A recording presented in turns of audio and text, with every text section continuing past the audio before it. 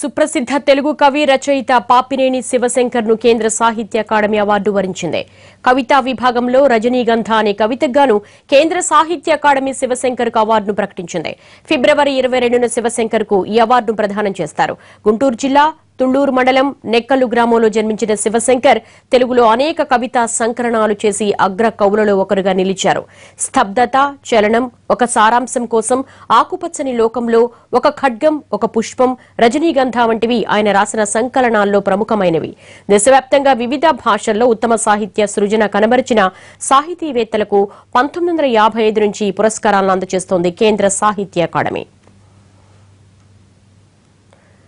తాను రచించిన రజనీగంధ కవితా సంపుటి కేంద్ర సాహిత్య అకాడమీ పురస్కారానికి ఎంపికవడం పట్ల ఆనందం వ్యక్తం చేశారు ప్రముఖ రచయిత పాపినేని శివశంకర్. కథ, కవితా వస్తువు ఊహాతీతంగా ఉండకుండా సాధారణ జన బాహుళ్యంలో ప్రచారం ఉన్న వాటిని ఎంచుకుంటానంటున్న శివశంకర్ తో మా గుంటూరు ప్రతినిధి కృష్ణ ఫేస్ టు ఫేస్.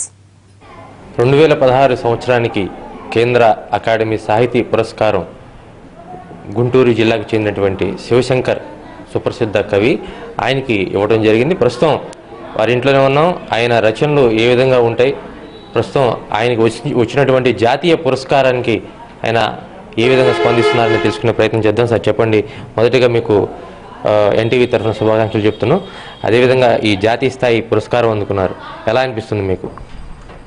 ఈ పురస్కారం అనేది ఇన్నేళ్లుగా చేస్తున్న ఈ సాహిత్య కృషికి ఒక మంచి గుర్తింపు అని అనుకుంటున్నాను.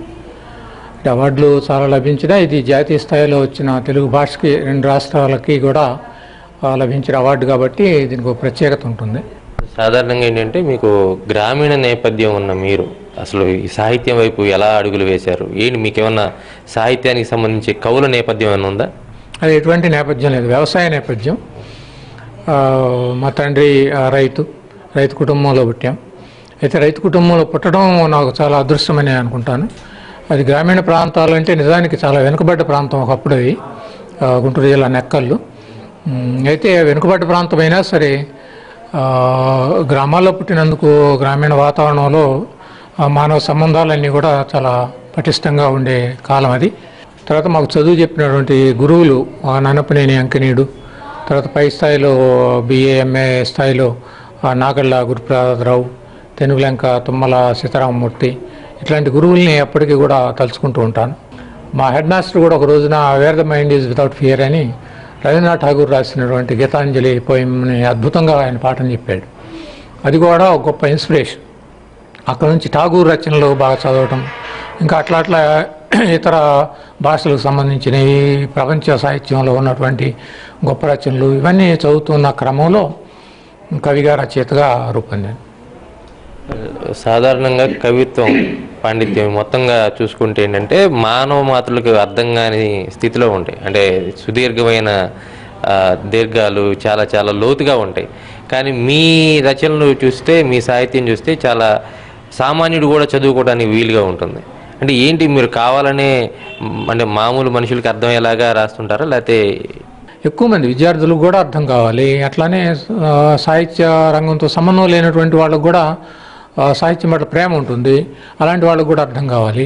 కాబట్టి మన శైలిని సరళం చేసుకుంటూ మన భావాల్లో గాఢత పెంచుకోవటం, జీవిత సత్యాలని మనం డిస్కవర్ చేసినటువంటి సత్యాలని ఎంత గొప్పగా మనం చెప్తాము, ఎంత గొప్పగా చెప్పాలి, ఎంత డిఫరెంట్గా చెప్పాలి, ఈ రకమైన కృషి చేస్తూ వచ్చాను. ఇలాంటి సాహితీవేత్తలను, కవులను సామాజిక బాధ్యత ప్రజలకు తెలియజేసే ఒక శక్తి, ఒక కేంద్రంగా అనుకోవచ్చా ప్రజలు? అదే నేను ఒక్కడే అని కాదు, అలాంటి వాళ్ళు ఇంకా ఎంతోమంది ఉన్నారు. రచయితల యొక్క బాధ్యత సమాజానికి మంచి చేయాలని ఉంటుంది. వీళ్ళకి సామాజిక కార్యక్రమాల్లో కూడా పాల్గొవాలి. కేవలం ఒక రచనకే పరిమితం అయిపోతే అందువలన ఎక్కువ ఉపయోగం ఉండదు. దానికంటే క్రియాశీలకంగా విభిన్న రంగాల్లో, ఇంకా కళారంగాల్లో కానీ, సామాజిక సేవా రంగాల్లో కానీ. నాకు మదర్ తెరిసా బ్రహ్మాండమైన ఉత్తరం రాసింది ఒకప్పుడు. నేను ఆమె మీద మహాసౌందర్యమూర్తి అనే ఒక కవిత రాశాను. నాకు ఆమె చాలా గొప్ప సౌందర్యవతిగా కనిపించింది. కారణం ఏంటి అని అంటే ఆమె సమాజానికి, ప్రపంచానికి గొప్ప సేవ చేసింది. కాబట్టి దాన్ని నేను దర్శించగలిగాను. ఆ సౌందర్యాన్ని నేను ప్రపంచానికి తెలియజెప్పగలిగాను. ఆ విధంగా రచయితలు కానీ వీళ్ళు చేయాల్సి ఉంటుందని నేను అనుకుంటాను. ఇప్పుడు మీకు జాతీయ స్థాయిలో ఒక మంచి గుర్తింపు తీసుకొచ్చినటువంటి రజనీగంధ ఉంది, దాంట్లో మీరు ఎన్నుకున్నటువంటి అంశాలు ఏంటి? అందులో విద్యార్థుల గురించి రాసిన ఉన్నవి, తర్వాత పెంపకం గురించి రాసినటువంటి ఉన్నాయి, అట్లానే వ్యక్తిగతమైనటువంటి అనుభూతులు, గొప్ప సంగీతవేత్తలైన బిస్మిల్లా ఖాన్ లాంటి వాళ్ళ మీద రాసిన కవితలు ఉన్నాయి. సార్, మీకు ఇప్పుడు జాతీయ స్థాయిలో ఒక అవార్డు, సాహితీ అవార్డు, ఒక గుర్తింపు లభించింది. ఈ గుర్తింపు మీకు మరింత బాధ్యతను పెంచింది అనుకుంటున్నారా? మీరు ఇందాక చెప్పిన విధంగా సమాజంలో మేము కూడా ఒక వ్యక్తులం కాబట్టి సమాజ సేవ చేయాలి అంటున్నారు. ఎటువంటి సమాజ సేవ మీరు భవిష్యత్తులో చేయబోతున్నారు? అది విద్యార్థులకి చేసినటువంటి కొన్ని కార్యక్రమాలు ఉన్నాయి. ఇప్పటికి కూడా కాలేజీలకు వెళ్ళి విద్యార్థులకి మనం చెప్పగలిగిన విషయాలు ఏమిటి, వాటి మీద కొన్ని సెమినార్స్ కానీ ఇట్లాంటి నిర్వహిస్తున్నాం. అట్లానే గుంటూరులో సాంస్కృతిక సాంస్కృతిక నాటక రంగాల్లో కూడా అనేక విధాలుగా చేసినటువంటి కృషి ఉంది. పేరెంట్స్ అసోసియేషన్ పరంగా చేసినటువంటి కృషి ఉంది.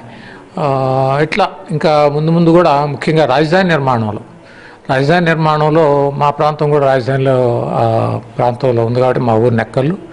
ఆ ప్రాంతంలో జరగాల్సిన అభివృద్ధి ఎట్లా ఉండాలి, అది కేవలం ఒక భౌతికమైన భవన నిర్మాణాలు అని మాత్రమే కాకుండా సాంస్కృతిక రంగంలో ఎలాంటి నిర్మాణం జరగాలి, ఇలాంటి ఆలోచనలు కూడా ఉన్నాయి. 2 రోజుల సెమినారు అమరావతి మీదనే జరుపుదామని ఉంది. ఈ విధమైన కృషి చేయాలని రకరకాల ఆలోచనలు. ఈ మొత్తంగా జాతీయ పురస్కారం అందుకున్న శివశంకర్ సామాజిక బాధ్యత ఇంకా పెరిగిందని చెప్తున్నారు. కేవలం రచనలు, సాహితీ అంశాల ద్వారా ప్రజల్లోకి వెళ్ళటం కాదు, సామాజికంగా వాళ్ళకి చేయాల్సినటువంటి చాలా బాధ్యత కూడా ఉంది, ఇంకా బాధ్యత ఇంకా పెంచిందని చెప్తున్నారు. అదేవిధంగా రాష్ట్ర రాజధాని ఏర్పడిన తర్వాత ఇదే ప్రాంతానికి ఒక జాతీయ స్థాయి సాహితీ అకాడమీ పురస్కారం రావటం సంతోషంగా ఉందని ఆయన చెప్తా ఉన్న పరిస్థితి. కెమెరా పర్సన్ సహకారంతో కృష్ణ, ఎన్టీవీ, గుంటూరు.